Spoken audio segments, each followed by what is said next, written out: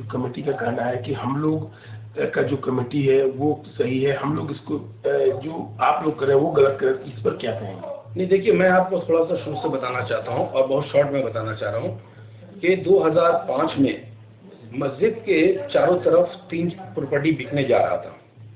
तो वो 3 प्रॉपर्टी लेने के लिए मुसलमान आगे आए और सोचा कि अगर ये प्रॉपर्टी खरीद के मस्जिद में वक्फ कर देंगे तो हमेशा मस्जिद में एक इनकम भी चालू हो जाएगा और कभी भी मस्जिद को किसी भी अखराजात के लिए, खर्चा के लिए किसी का मजबूर होना नहीं पड़ेगा।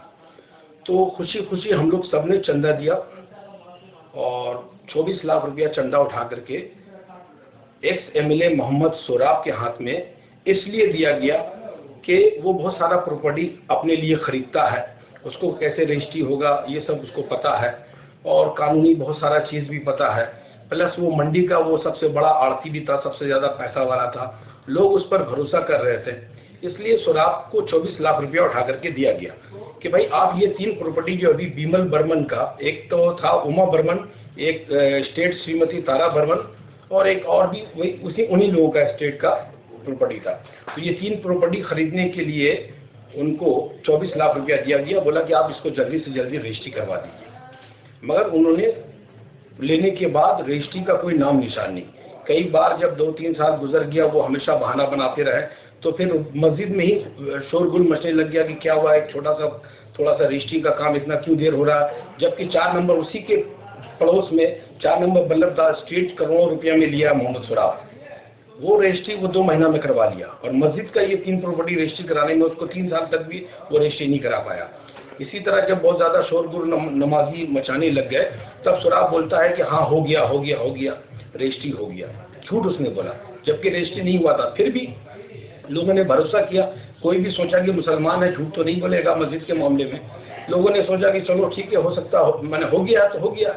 उसके बाद सोराब ने एक ट्रस्ट कमेटी बनाया कि ट्रस्ट इसको मस्जिद को भी, जो पुराना मस्जिद जो है वक्त स्टेट में जो मस्जिद है उसको भी थोड़ा सा पुराना हो गया है तो उसको तोड़ करके और ज़्यादा मल्टी स्टोरेज बिल्डिंग बनाएगा और बाकी ये प्रॉपर्टी को भी मस्जिद के साथ मिला करके मस्जिद को विस्तार करने का, बड़ा करने का प्रोग्राम था, ताकि ऊपर में और भी नमाजी लोग इसमें नमाज आराम से पढ़ सकें। मगर देखा ये गया कि जब जब इनसे लोग पूछते हैं कि भाई वो रजिस्ट्री का कागज़ दिखाओ तो ये इधर उधर करके वक्त टालते गए, दिखाने से इनकार कर रहे हैं। अब हम लोगों को ये खबर मिला है कि ये जो है ट्रस्ट बना करके 2008 में इन्होंने ट्रस्ट बनाया और ट्रस्ट का पेपर भी हमारे पास है, जब भी आपको ज़रूरत होगा मैं दे दूंगा। 2008 में इसने ट्रस्ट बनाया है और वो ट्रस्ट बना करके, जबकि एंडोमेंट 2005 में हुआ, पैसा जमा हो गया 2005 में, तो ये 2008 में ट्रस्ट बनाना का कोई मतलब नहीं है। पहले ट्रस्ट बनता है, उसके बाद पैसा जमा होता है, उसके बाद प्रॉपर्टी खरीदा जाता है। यहाँ वो सारा का सारा चीज़ गलत खेल रहा है। उसका मकसद सिर्फ ये है कि लोगों को बेवकूफ़ बनाना और ये प्रॉपर्टी को वो पूरा हड़पना चाहता है। और आज वो लोग जो दावा कर रहे हैं कि हमारी कमेटी, वो मैं बता रहा हूँ, वो कमेटी के बारे में बाद में आता हूँ। वो उसने जो ट्रस्ट बनाया वो कुछ लोगों को ट्रस्ट में रखा, सिर्फ बेवकूफ़ लोगों को बना रहा है। वहाँ के मासूम लोग जो है वो ये भी नहीं जानते हैं, कानून जानते नहीं है, वो लोग थोड़ा कम पढ़े लिखे हैं, थोड़ा कारोबारी आदमी हैं, तो उनको सब बेवकूफ़ ये बना रहा है, बना करके ट्रस्ट के नाम पर मतलब इसको चलाना चाह रहा है। जबकि हम लोग को ये भी खबर मिला है कि वो रजिस्ट्री नहीं करवाया है अभी तक और बाड़ी वाले से पावर ऑफ अटर्नी ले लिया है। पावर ऑफ अटर्नी ले करके वो अपने हाथ में पूरा ताकत रखा है। तो हमारा सवाल बाबू सोराब से ये है कि जब आपने पावर ऑफ अटर्नी लिया तो किससे पूछ कर लिया? आपको तो कौम ने पैसा चंदा उठा के दिया रजिस्ट्री करने के लिए, आपने क्यों नहीं रजिस्ट्री किया? अभी वो बोलता है कि हम टैक्स को कुछ बचाने के लिए, कम बेशी कराने के लिए मस्जिद के नाम पर हम रजिस्ट्री नहीं किए। तो भाई कौम तो आपको पैसा दे रही है, तो फिर आपको बचाने का सवाल क्या पैदा होता है? आपको गवर्नमेंट को टैक्स का फांकी देने का क्या मतलब आता है? आप मस्जिद के नाम में टैक्स क्यों कम देंगे? जो टैक्स लगता है गवर्नमेंट का हम देंगे। आप एमएलए होके बोलते हैं कि हम टैक्स कम करवाएंगे, ये कराएंगे, तो आपने कब टैक्स कराने का किसको आप एप्लीकेशन दिया? वो आप एप्लीकेशन दिखाइए।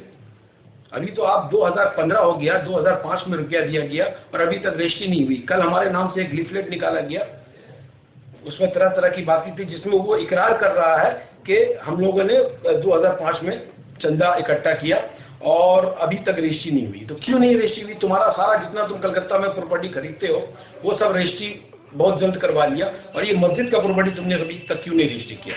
ये इसका मंशा है कि मछुआ फल मंडी और आसपास के भोले मुसलमान अवाम को, वो सीधे साधे और भोले मुसलमान को गुमराह करके ये जो है ये पूरा प्रॉपर्टी को हथियाने का कोशिश कर रहा है। और जहाँ तक वो कमेटी का बात है, और ये जो एक कमेटी का ये पर्चा दिखा रहा है, ये ऐसा कोई कमेटी हम लोगों ने नहीं बनाया।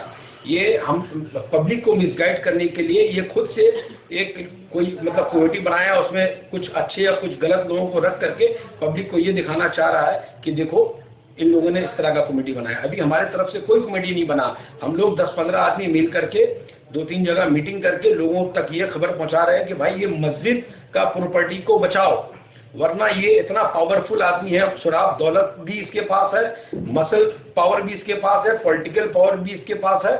तो ऐसा नहीं हो कि ये कौम का मिल्कियत, कौम का विरासत, मस्जिद का जो कौम ने जो मस्जिद को दिया उसको ये हड़प कर जाए।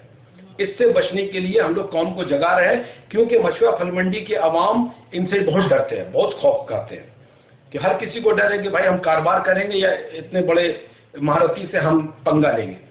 इसलिए मैं पूरे कौम से अपील करता हूं कि ये मसला हम लोगों से ही पूरा हल नहीं हो सकता है जब तक पूरा मुस्लिम कौम हमारे मिल्लत के लोग जब तक सामने नहीं आएंगे और इस सारे चीज़ का हकीकत नहीं जानेंगे, इसकी पूरी इंक्वायरी नहीं करेंगे, तब तक कुछ समझ में नहीं आएगा। और ये मोहम्मद सुराव और उसके जो 1-2 जो खास लोग हैं जिनको वो अपने पास गिरवी करके रखा है पैसे के बल पर, जो इनके बोलने पर चलते हैं, अगर वो दिन बोलता है तो दिन बोलते हैं, रात बोलता है तो रात बोलता है, वो लोग उसके फेवर में बोल रहे हैं, समझे। और जो बोल रहे हैं आप उनको हमारे साथ बैठा करके, या जो भी मस्जिद के बारे में जानते हैं हम लोगों के साथ बैठा के डिबेट करने के लिए बोलिए, क्या सच है क्या झूठ है, सब सामने आ जाएगा। हमारा कोई झगड़ा नहीं है सुराब से।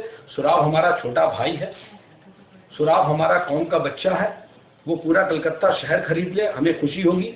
हमारा कोई भी उसमें नुकसान नहीं है। हमारा सिर्फ एक ही हम लोगों का डिमांड है कि मस्जिद के लिए अवाम ने जो चंदा दिया वो प्रॉपर्टी को तुमने अभी तक रजिस्ट्री क्यों नहीं कराया, और तुमने ट्रस्ट किससे पूछ करके बनाया।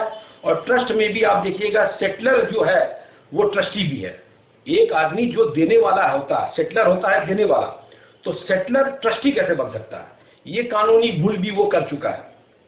और उसके बाद में वहाँ के कुछ लोगों ने, नमाजियों ने बोला कि भाई ये ट्रस्टी तो यहाँ नहीं होगा, मस्जिद का मामला है। तो फिर उसने बेवकूफ़ बनाया आवाम को, फिर एक बार वो एक सोसाइटी का रूप देना शुरू किया कि हम सोसाइटी बनाते हैं 21 आदमी को लेकर के। मगर जहाँ तक हम लोगों के पास इंफॉर्मेशन है वो सारा का सारा पावर अपने हाथ में रखा है। अब वो 10 सोसाइटी बना दे या 10 ट्रस्ट बना दे, वो जब चाहेगा सबको हटा सकता है, निकाल सकता है। जैसे कि दुकान का मालिक अगर हम हैं, किसी दुकान का मालिक, तो हम जब चाहेंगे अपने स्टाफ को हटा सकते हैं। तो वहाँ के भोले भाले अवाम इस बात को समझ नहीं रहे हैं। मैं उनसे गुजारिश करता हूँ कि इस बात को समझें। सुराब को चाहिए कि अभी जब उसके ऊपर एक एलिगेशन लग रहा है तो उस जगह से हट जाने के लिए, हट करके इसको प्रॉपर इंक्वायरी करवाए। और जैसे मैंने सुना है कि सुराब हम लोगों के खिलाफ कोर्ट में भी जाएगा, हम उनको अल्हम्दुलिल्लाह दावत देते हैं कि आप जल्दी कोर्ट में जाइए ताकि हम दिखा सके दुनिया को और दुनिया देख सके कि क्या सच है क्या झूठ है।